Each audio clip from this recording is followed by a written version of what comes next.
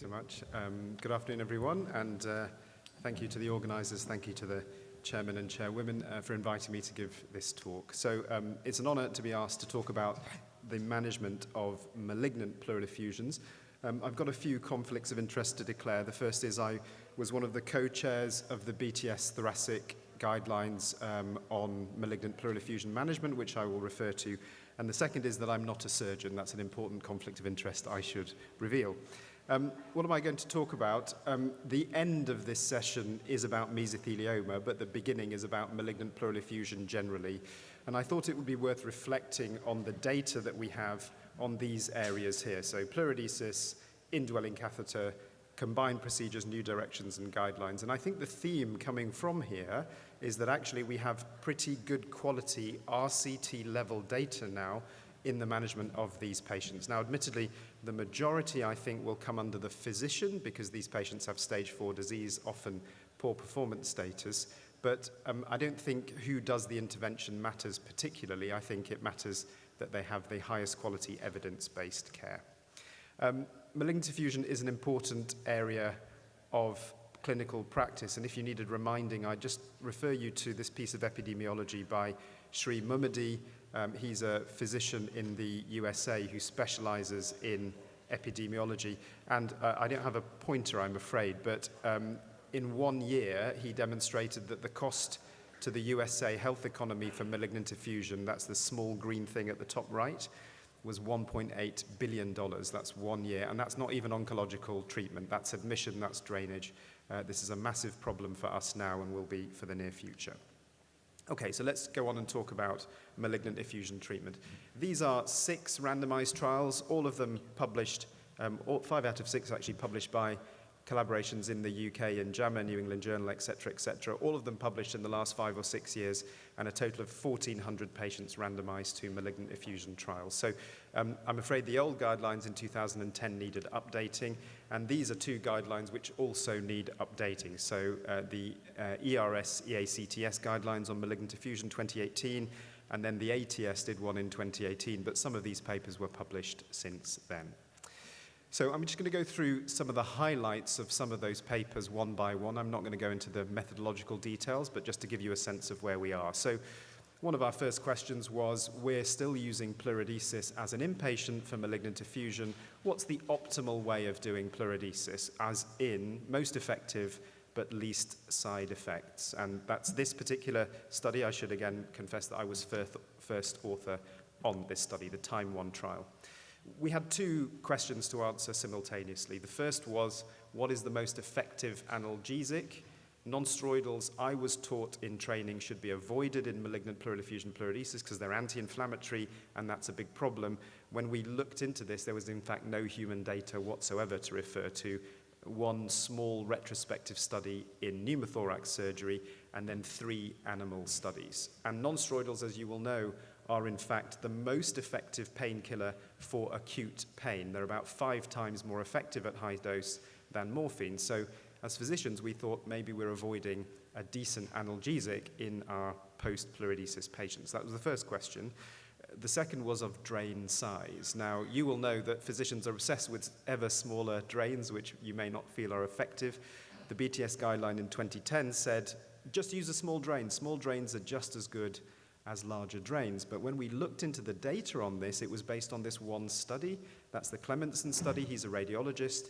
This was an 18-patient study that showed no difference between large bore and small bore drains for malignant effusion pleurodesis. And this wasn't in his paper, but I calculated the confidence interval, and it's there for you. You can confidently say that the pleurodesis rate is just as good between 20 and 80% of the time. I mean, a ridiculous statement. And despite that, the BTS confidently said we should be using small bore drains. So we tried to address both of these questions at the same time, and this is how we did it. So this was the Time 1 trial. This is a 2-by-2 factorial trial. So we randomized the patients twice, firstly to large bore drain or small bore drain, and then to high-dose non-steroidal or opiate for analgesia. Large bore drain for us was a 24 French, small was 12. Non-steroidal was 800 of Brufen given 3 times a day while they're in hospital, and opiate was your standard oromorph, and MST. We pleurodesed them, and we did a 320-patient study looking at two outcomes, the superiority outcome of pain and then a non-inferiority outcome of pleurodesis success. And this is what we showed. So on the left, as you look at it, is the journey of large bore drains versus small bore drains, and in blue is large bore drains. You can see that the large bore drains were indeed a little bit more painful than the small bore drains all the way through the journey of having a drain in, perhaps not surprising. Interestingly, though, the average difference was less than the minimal clinically significant difference. So they're a bit more painful, but it's probably not important.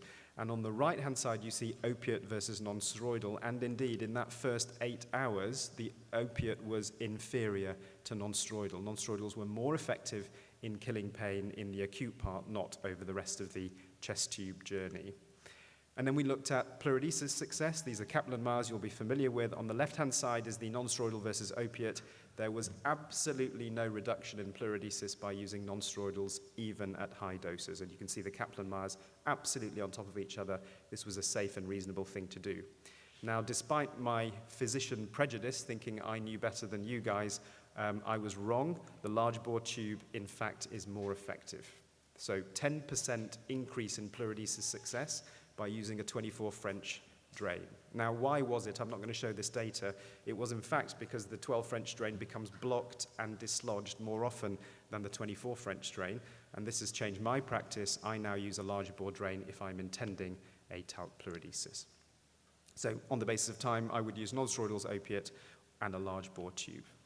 How do we deliver Talc? Again, when I was in training, this is my fellow doing a two-port thoracoscopy, and we're having fun painting the pleura with lovely Talc. And when I was trained, I was told, oh, you get a nice, nicely painted pleura. It's everywhere. It's on a dry. It's much more effective than bedside slurry pleurodesis. The Dresler study, one of your colleagues as a surgeon, proved in 2005 that there was no difference. There was lots of us in my community who didn't like this study. You'll see in the number at risk table at the bottom, there was quite a lot of data loss. So people thought maybe there are subgroups in whom this might work. That led me and Nick Maskell to do this study. This is the TAPS trial, 330 patients randomized, same design, mainly lung and breast cancer, absolutely no difference once again. So we've got 2 randomized studies now showing that poudrage is not superior to bedside Talc, at least in the hands of physicians. And I've written something careful there. Poudrage should not be preferred over slurry in practice. What does that mean? It means if I have a patient with a known malignant effusion, there's no justification for putting them through a VATS or a medical thoracoscopy. If I'm doing a diagnostic thoracoscopy, of course, it's legitimate to give them Talc on the day, so slightly different, those two things. This has occupied quite a lot of academic time in the last 10 years or so. Should we be using Talc at the bedside, or should we be using IPCs? And we now have these 2 major randomized trials. So Time 2 was the first trial. That comes out of my unit. That's the top left. The AMPLE trial, that came out of Australia with Gary Lee, pretty much the same methodology done about 5 years later. And both of them are one-to-one randomized trials of IPC versus Talc. Now, what's interesting about them, I think, is that we looked at patient-centered outcomes. So we've moved very much away from the chest x-ray at 1 month. We're now looking at things like breathlessness, time in hospital, how many repeat procedures do they need, and complications. And that is right, because this MPE is a palliative situation, and therefore we need to focus on what's best for the patient. I'll just show you a few of the outcomes. This is the time 2 primary outcome slide. So on the y-axis is the degree of breathlessness measured on a 100 millimeter scale. And this is the average breathlessness in the 2 groups looking at Talc and IPC. And you can see there's absolutely no difference between the 2 groups. Now, let's not be depressed. Let me explain why. This is the level of breathlessness the patients had on admission to hospital before we sorted them out. So they were up at 70 millimeters.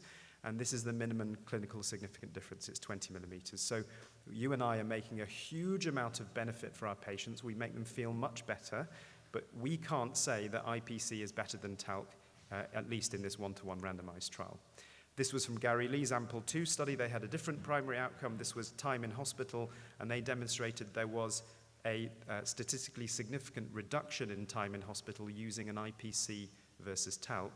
But I must say that time benefit was modest. It was 2 days over their remaining life. So you gain a small amount of time out of hospital, but it's very modest indeed. And the problem is that we gain these positives with some deficit, and the deficit is that the adverse event rate in IPCs is higher. Obviously, because you send them home with some plastic, but they've got a higher infection rate, they've got a higher blockage rate because our pleurodesis patients don't have that done. We also do recognize that IPCs are associated with less repeated pleural procedures. And so if I summarize all of that, no difference in quality of life or symptoms, modest reduction of time in hospital with the IPC, we consistently show a reduction in the need for further pleural procedures favoring IPC. Why? Because talc pleurodesis has a failure rate. But let me just focus on this number just a little bit, and I'm going to criticize my own methodology and my own data for a second. We confidently say reduce further pleural procedures, and these are the reductions seen in the Time 2 and the Ample 1 study, 16% and 18%. Sounds like a good sell, doesn't it? The problem is that this is a physician-centric outcome. It means you don't need to come and see me again to put a needle in your chest. How often are our IPC patients actually draining their chest? Well, we've done a study to look at this, so this is my fellow's work, Rochelle Ashiak. We looked at 1 year of practice in Oxford. We inserted 180 IPCs. This was just clinically selected. What was their patient journey? Well, 1 in 3 of them needed an urgent further review for an IPC problem. That's not problem-free, and on average, they drained themselves at home nearly 100 times. That is not the same as no further pleural procedures. We're just making them doing it, not us. So I think we need to think about that when we're discussing the options with our patients. Now, once the IPC is placed, we now know a lot about how you should manage it. Here are 2 articles, 2 randomized trials. Both of them say the same thing and with the same methodology. Should you drain it every day or drain it just according to symptoms? It turns out that if you drain it every day, your autopleurodesis rate is higher than you would expect. Now, I'd like you to look at the blue line on both of these. I think we learn the most from placebo arms of placebo-controlled trials.